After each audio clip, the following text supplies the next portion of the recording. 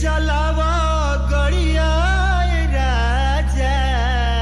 अरे का ये महाराज लौकत नहीं का? धीरे चलावा गड़िया राजा चामला गलबा।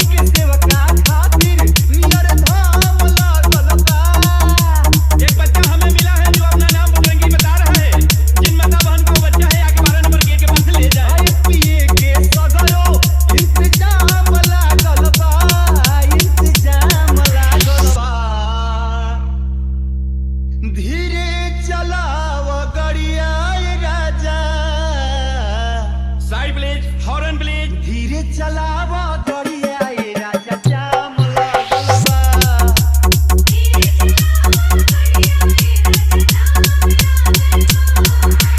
ईडीएम ड्रॉप के बेताज बादशाह डीजे रावण नई बाजार वाले।